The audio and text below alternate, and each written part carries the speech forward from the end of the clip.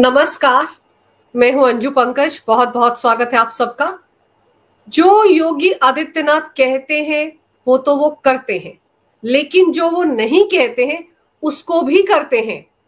उनके यही तेवर इस वक्त उन सभी लोगों को डरा रहे हैं जो वक्फ के नाम पर बड़ी बड़ी प्रॉपर्टीज को अपने नाम करके बैठे हुए हैं, जो पिछले कई साल से सरकारी जमीनों पर कब्जा करके बैठे हुए हैं।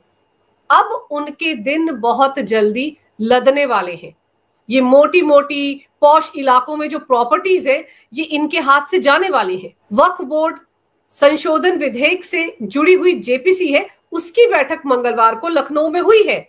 उस बैठक में योगी सरकार ने अपने तेवर पूरी तरह से साफ कर दिए हैं। उस बैठक में कहा गया है कि उत्तर प्रदेश में वक्फ बोर्ड जो दावा करता है कि 14,000 हेक्टेयर जमीन उनकी है, उसमें से 11,000 हेक्टेयर जमीन सरकारी जमीन है। वक्फ बोर्ड 11,000 हेक्टेयर सरकारी जमीन पर कब्जा करके बैठा है। ये जेपीसी की बैठक में योगी सरकार की तरफ से कहा गया है और आंकड़ों के साथ कहा गया है। दरअसल जेपीसी की मंगलवार को लखनऊ में हुई बैठक में यूपी सरकार की तरफ से कृषि उत्पादन आयुक्त और अल्पसंख्यक कल्याण विभाग की एसीएस मोनिका गर्ग ने यूपी सरकार और अपने विभाग का पक्ष रखा। उन्होंने बैठक में जेपीसी के सामने कहा, यूपी में वक्फ की 14,000 हेक्टेयर जमीन है, इसमें से 11,000 हेक्टेयर यानी 78% सरकारी जमीन है। लखनऊ का बड़ा इमामबाड़ा, छोटा इमामबाड़ा और अयोध्या में स्थित बहू बेगम का मकबरा भी सरकार का है।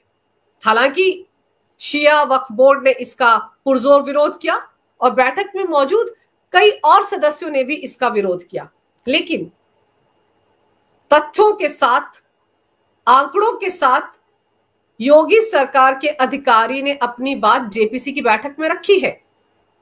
अब उन लोगों को तो मिर्ची लगना लाजमी है जो सालों से वक्फ के नाम पर जमीनों पर कब्जा करके बैठे हैं। ऐसा नहीं है कि वक्फ के नाम पर जो जमीनें हैं उसका फायदा पूरे के पूरे मुस्लिम समुदाय को हो रहा हो, ऐसा नहीं है। चंद लोग हैं जिनके हाथों में वक्फ के नाम पर ये प्रॉपर्टीज है, वो लोग ही इन प्रॉपर्टीज का फायदा उठाते हैं। और अब योगी सरकार के इस दावे के साथ उनकी नींद उड़ गई है। गौर करने वाली बात यह है कि मंगलवार को दरअसल जेपीसी के अध्यक्ष जगदंबिका पाल की अगुवाई में लखनऊ में ये बैठक हुई थी। इसमें असदुद्दीन ओवैसी के साथ साथ बाकी 11 सदस्य जो हैं जेपीसी के, वो भी बैठक में शामिल हुए थे। और वहां पर योगी सरकार के इस दावे को सुनकर असदुद्दीन ओवैसी भड़क गए। उनका कहना था कि उत्तर प्रदेश सरकार के कानून के तहत ही संपत्तियां जो है वो बोर्ड के पास है, वक्फ बोर्ड के पास है, तो ऐसे में उस कानूनी प्रक्रिया को सही माना जाए या फिर सरकार के दावे को। लेकिन यहां पर यह समझना भी जरूरी है कि असदुद्दीन ओवैसी योगी आदित्यनाथ पर बहुत भड़के हुए हैं। दरअसल योगी आदित्यनाथ ने, आपको याद होगा, ये कहा था कि एक एक इंच जमीन जिस पर वक्फ बोर्ड ने अवैध तरीके से कब्जा करके रखा है उसे उनकी सरकार वापस लेगी। और उन्होंने ये भी कहा था कि उनकी समझ में नहीं आता है कि ये वक्फ बोर्ड है या भू माफिया। तो योगी आदित्यनाथ ने जिस तरीके से भू माफिया के साथ वक्फ बोर्ड की तुलना की थी उससे भी ओवैसी भड़के हुए हैं। इस मौके पर उन्होंने यह भी कहा कि वक्फ बोर्ड एक वैधानिक निकाय है जिसका गठन संसद में कानून पारित होने के बाद होता है। मैं योगी के बयान की निंदा करता हूं। यूपी में वक्फ संपत्तियों का गजट नोटिफिकेशन किसने जारी किया? सरकार गजट नोटिफिकेशन जारी करती है। यूपी में 95% वक्फ संपत्तियां वक्फ बाय यूजर है।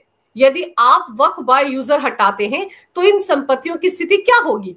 क्या वे जारी किए गए गजट नोटिफिकेशन को रद्द करेंगे? इसके साथ ही उन्होंने जेपीसी को लेकर कहा कि वक्फ कानून वक्फ को बर्बाद करने के लिए है और कुछ नहीं।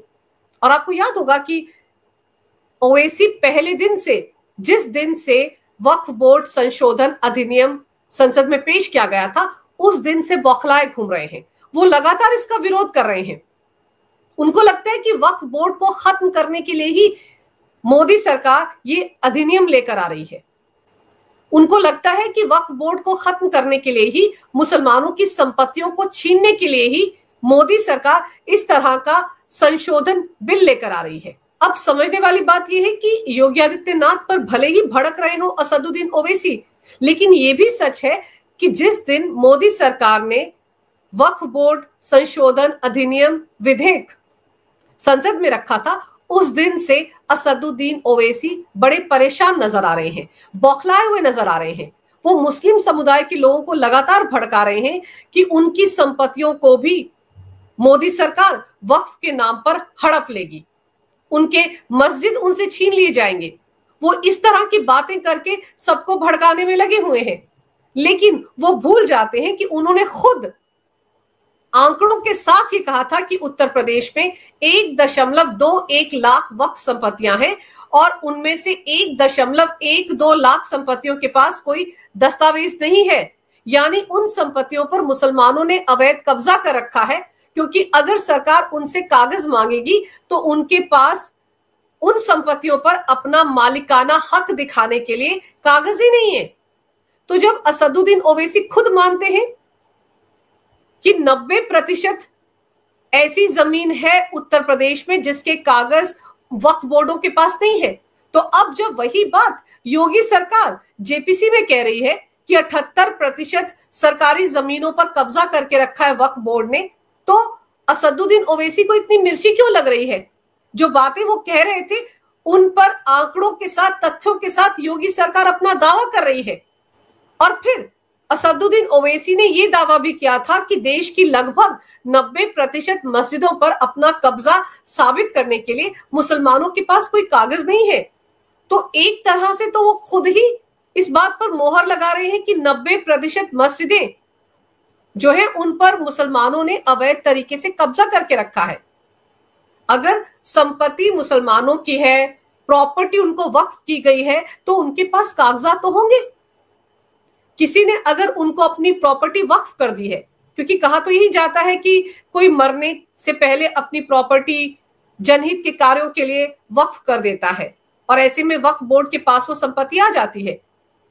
तो जब कोई ऐसा काम करता है तो वो भी तो जानता है कि वो अपनी प्रॉपर्टी को अगर वक्फ को दे रहा है तो कम से कम कागजात के साथ तो दे। तो सवाल तो यही उठता है कि जितने भी वक्फ की प्रॉपर्टीज है, अगर उनके कागजात वक्फ बोर्ड के पास है तो उनको डरने की क्या जरूरत है? कोई भी उनकी प्रॉपर्टी छीन नहीं सकता है। और अगर योगी सरकार ये कह रही है कि 14,000 हेक्टेयर जमीन जिस पर वक्फ बोर्ड उत्तर प्रदेश में दावा करता है, उसमें से सिर्फ 3,000 हेक्टेयर जमीन ही वक्फ बोर्ड की है, क्योंकि 11,000 हेक्टेयर जमीन पर उन्होंने अवैध तरीके से कब्जा करके रखा है। तो ये सारी बातें योगी सरकार हवाई नहीं कर रही है, हवाबाजी नहीं की जा रही है, तथ्यों के साथ, दस्तावेज के साथ ये दावा किया गया है। इसीलिए असदुद्दीन ओवैसी के साथ साथ उत्तर प्रदेश के वो सारे लोग जो वक्फ बोर्ड में बैठे हुए हैं, जो इन प्रॉपर्टीज के असली मालिक बने फिरते हैं, वो सब भी सदमे में चले गए हैं। उन सबको नजर आने लगा है कि योगी सरकार बहुत जल्द उनका हिसाब किताब बराबर करने वाली है। और फिर गौर करने वाली बात यह है कि कानपुर में अभी अभी योगी सरकार ने वक्फ की सारी प्रॉपर्टी का डिजिटल तरीके से सर्वे करवाया है। 3 महीने लगे हैं इस सर्वे में। इस सर्वे का मकसद ही शिया और सुन्नी वक्फ बोर्ड की प्रॉपर्टीज की पहचान करना था। और ये सर्वे जो है 3 महीने तक चला और 4 तहसीलों की 1,669 संपत्तियों की पहचान की गई और उसमें 948 संपत्तियां सरकार की निकली। यानी कि क्षेत्रफल के हिसाब से ये जो 948 सरकारी संपत्तियां हैं, ये 89 हेक्टेयर में फैली हुई हैं और इन पर वक्फ बोर्ड ने कब्जा करके रखा है। इनमें 914 संपत्तियां सुन्नी वक्फ बोर्ड की हैं और 34 संपत्तियां शिया वक्फ बोर्ड की हैं। साथ ही साथ घाटमपुर तहसील में 189 संपत्तियां हैं, बिल्हौर में 388 और नरवल में 144 संपत्तियां हैं। ये जो डिजिटल सर्वे किया गया था, जो 2 दिन पहले ही पूरा हुआ है, इसकी रिपोर्ट भी जेपीसी के सामने रखी गई है। पूरे आंकड़ों के साथ, कागजात के साथ, दस्तावेज के साथ योगी सरकार ने बताया है कि कानपुर में किस तरह से वक्फ के नाम पर सरकारी जमीनों को हड़पने का कार्यक्रम बहुत पहले से चलता आ रहा था। वरना आप खुद सोचिए, सरकारी जमीन पर कब्जा करना आसान नहीं होता है जब तक कि राजनीतिक संरक्षण आपको हासिल ना हो, जब तक कि आपके ऊपर राजनेताओं का हाथ ना हो, सरकार का हाथ ना हो, तब तक कोई भी शख्स सरकारी जमीन पर कब्जा नहीं कर सकता है। अकेले कानपुर में 948 सरकारी संपत्तियों पर कब्जा किया गया था। किसके इशारे पर किया गया था?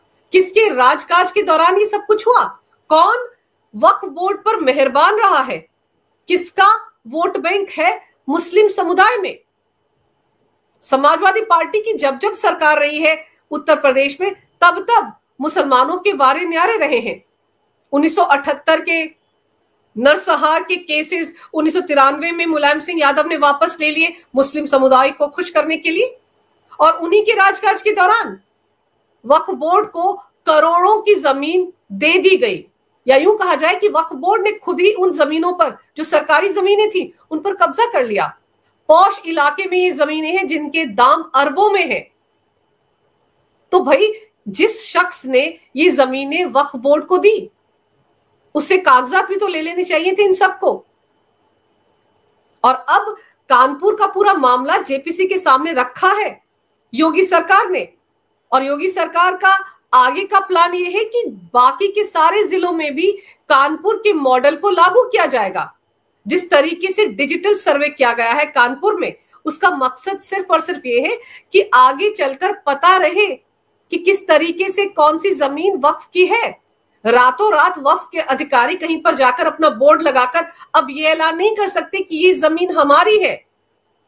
वो जो डिजिटल सर्वे है, डिजिटल तरीके से जो रजिस्ट्री की गई है इन संपत्तियों की, वहां पर हर कोई देख सकेगा कि कौन सी जमीन वक्फ बोर्ड की है, कौन सी नहीं, किस पर उन्होंने कब्जा करके रखा है और कौन सी सरकारी जमीन है।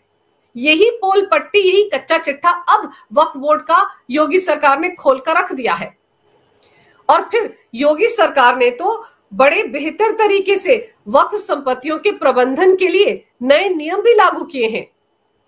इन सुधारों में सबसे बड़ा सुधार तो यह है कि वो जो मुतवल्ली यानी कि प्रबंधक होता है वक्फ बोर्ड का, उसके चयन के लिए शैक्षणिक योग्यता और आयु सीमा भी तय की जा रही है योगी सरकार द्वारा। सभी वक्फ संपत्तियों का डिजिटल रिकॉर्ड बनाया जा रहा है ताकि किसी भी प्रकार के अवैध कब्जे को रोका जा सके। वक्फ संपत्तियों के प्रबंधन में जवाबदेही और पारदर्शिता भी सुनिश्चित की जा रही है। सबसे बड़ी दिक्कत की बात तो यह है कि वक्फ बोर्ड वाले जब किसी संपत्ति को अपना बता देते हैं, अपना घोषित कर देते हैं, तो उसके बाद एक आम आदमी अदालत का दरवाजा भी नहीं खटखटा सकता, उसको वक्फ बोर्ड की अदालत में जाना पड़ता है। दिक्कत तो ये है। इन्हीं सब खामियों को दूर करने के लिए ही तो मोदी सरकार वक्फ बोर्ड संशोधन अधिनियम 2024 लेकर आई है। लेकिन वो लोग जिन्होंने गैर कानूनी तरीके से सरकारी जमीनों पर कब्जा कर रखा है सिर्फ अपने फायदे के लिए, उन लोगों के पेट में दर्द हो रहा है।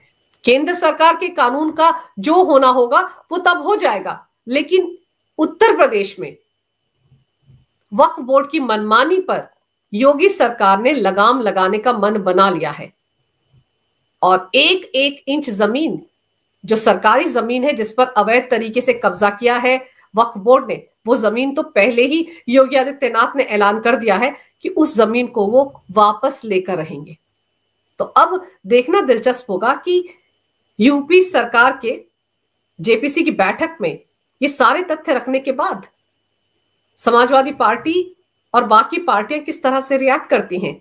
ओवैसी तो रो ही रहे हैं, वो तो शुरुआत से रो रहे हैं, इमरान मसूद भी रो रहे हैं, कांग्रेस पार्टी के नेता।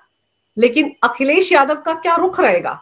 क्योंकि समाजवादी पार्टी के समय में ही उत्तर प्रदेश में सबसे ज्यादा सरकारी संपत्तियों पर वक्फ बोर्ड ने कब्जा किया। मुस्लिम तुष्टीकरण की राजनीति का यह भी एक ऐसा पहलू है जिस पर उत्तर प्रदेश के लोगों को गौर करने की जरूरत है। और यहां पर वक्फ बोर्ड के इतिहास को समझना भी जरूरी है।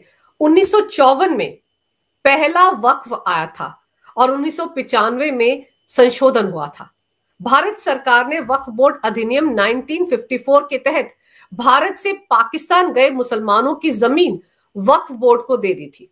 यानी कि जो जमीन मुसलमान भारत में छोड़ गए थे, उस जमीन को वक्फ बोर्ड को सौंप दिया गया था। 1991 में बाबरी विध्वंस की भरपाई के लिए 1995 में पीवी नरसिम्हा राव की अगुवाई वाली कांग्रेस सरकार ने वक्फ बोर्ड अधिनियम में बदलाव करके वक्फ बोर्ड को जमीन अधिग्रहण के असीमित अधिकार दे दिए थे, यानी कि मनमानी के अधिकार दे दिए थे, उन पर कहीं कोई रोक टोक नहीं थी। इसके बाद 2013 में संशोधन हुआ जो सबसे अहम था, हालांकि इसकी बहुत आलोचना भी हुई थी और इसी संशोधन की वजह से अतिक्रमण, कुप्रबंधन, स्वामित्व से जुड़े विवाद और पंजीकरण और सर्वेक्षण में देरी जैसी गंभीर समस्याएं सामने आई। 2013 में इस अधिनियम में जो संशोधन किया गया था उसके हिसाब से वक्फ बोर्डों को किसी भी संपत्ति को छीनने के असीमित अधिकार दिए गए थे, जिसे किसी भी अदालत में चुनौती नहीं दी जा सकती थी। सीधे शब्दों में कहें तो वक्फ बोर्ड के पास मुस्लिम दान के नाम पर संपत्ति का दावा करने के असीमित अधिकार दिए गए थे। इसका सीधा मतलब यह था कि एक धार्मिक निकाय को असीमित अधिकार दिए गए थे, जिसने वादी को न्यायपालिका से न्याय मांगने से भी रोक दिया था। ये काम किया था 2013 में उस वक्त की यूपीए 2 सरकार ने। वक्फ बोर्ड अधिनियम में जो बदलाव किए गए थे उनमें सीधे सीधे छूट थी, किसी भी संपत्ति को वो वक्फ बोर्ड के नाम पर हड़प सकते हैं और उसमें यहां तक अधिकार दे दिए गए थे कि जिसकी भी वो संपत्ति होगी वो पीड़ित परिवार अदालत का दरवाजा भी नहीं खटखटा सकता था। ये यूपीए 2 के शासनकाल में हुआ। कांग्रेस सरकार ने मार्च 2014 में लोकसभा चुनाव से ठीक पहले राष्ट्रीय राजधानी में 123 प्रमुख संपत्तियों को दिल्ली वक्फ बोर्ड को तोहफे के तौर पर दे दिया था। पूर्व प्रधानमंत्री मनमोहन सिंह ने 2014 में राष्ट्रीय वक्फ विकास निगम लिमिटेड के शुभारंभ के दौरान कहा था कि वक्फ बोर्ड के तहत संपत्तियों का उपयोग मुस्लिम समुदाय के सामाजिक आर्थिक विकास और लाभ के लिए किया जा सकता है। मनमोहन सिंह ने तो भरोसा जता दिया कि भाई ये जो संपत्तियां 123 तोहफे में दी जा रही हैं दिल्ली में वक्फ बोर्ड को, इनका इस्तेमाल बड़े अच्छे तरीके से सामाजिक सौहार्द के लिए मुस्लिम समुदाय के लिए ही किया जाएगा। लेकिन अगर वक्फ बोर्ड, जो कि भारतीय रेलवे और डिफेंस के बाद तीसरा सबसे बड़ा ऐसा संगठन है जिसके पास सबसे ज्यादा जमीन है, अरबों की जमीन इनके पास है, अगर सच में इस जमीन का इस्तेमाल या इससे होने वाली कमाई का इस्तेमाल मुस्लिम समुदाय के उत्थान के लिए किया जाता, तो फिर सच्चर कमेटी को अपनी रिपोर्ट में ये नहीं कहना पड़ता कि मुसलमानों की हालत इस देश में दलितों से भी बदतर है। तब तो मुस्लिम समुदाय को बहुत अमीर होना चाहिए था, पढ़ाई लिखाई में सबसे आगे होना चाहिए था। इसी से पता चलता है कि ये जो जमीनें वक्फ के नाम पर हड़पी गई, ये सिर्फ कुछ लोगों के हाथ में ही रह गई। इन पर सिर्फ कुछ लोगों का ही कब्जा है। इनका इस्तेमाल मुस्लिम समुदाय की महिलाओं के उत्थान के लिए, उनके विकास के लिए, बच्चों की पढ़ाई के लिए, इसके लिए कतई नहीं हो रहा है। इसका इस्तेमाल सिर्फ कुछ लोग कर रहे हैं अपने फायदे के लिए। और कहा जाता है कि यूपी सरकार में किए गए संशोधनों की वजह से ही वक्फ बोर्ड हाल के दिनों में भू माफिया की तरह व्यवहार करता रहा है, जिसमें निजी संपत्ति से लेकर सरकारी भूमि तक, मंदिरों से लेकर गुरुद्वारों तक की संपत्ति पर वो बेखौफ तरीके से कब्जा कर रहा है। मूल रूप से वक्फ के पास पूरे भारत में लगभग 52,000 संपत्तियां थी। 2009 तक 4 लाख एकड़ में फैली 3,000 पंजीकृत वक्फ संपत्तियां थी। पिछले 15 साल में ये संपत्तियां दोगुनी हो गई। तो इसके लिए कौन जिम्मेदार है? इसके लिए कांग्रेस जिम्मेदार है। 2013 में इस तरह के बदलाव करने की क्या जरूरत थी? अब जेपीसी के सदस्य राज्यसभा सांसद ब्रजलाल ने कहा कि जेपीसी की ये अंतिम चरण की स्टडी विजिट है। अब तक मुंबई, हैदराबाद, चेन्नई, बेंगलुरु, गुवाहाटी, भुवनेश्वर समेत कई राज्यों में जेपीसी की बैठकें हो चुकी हैं। विजिट के सभी चरण पूरे होने के बाद 25 जनवरी तक जेपीसी वक्फ बोर्ड संशोधन अधिनियम को लेकर अपनी रिपोर्ट संसद में पेश करेगी। लेकिन उत्तर प्रदेश में तो उससे पहले से ही सन्नाटा पसर गया है।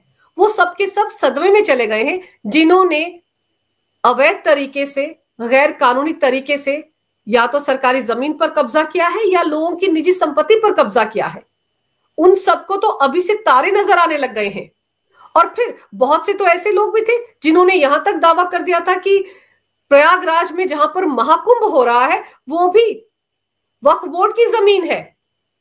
लेकिन योगी सरकार के एक ऐलान ने इन सब की बोलती बंद कर दी है। योगी सरकार ने जेपीसी की बैठक में जो आंकड़े रखे हैं उनसे साफ है कि अब वो 78% जमीन जो सरकारी जमीन है, जिस पर वक्फ बोर्ड ने कब्जा करके रखा है, वो बहुत जल्द योगी सरकार के कब्जे में होगी।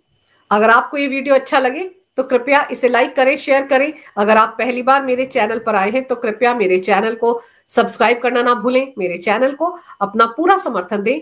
ये वीडियो देखने के लिए बहुत बहुत धन्यवाद। नमस्कार। भारत माता की जय हो। वंदे मातरम और जय श्री राम।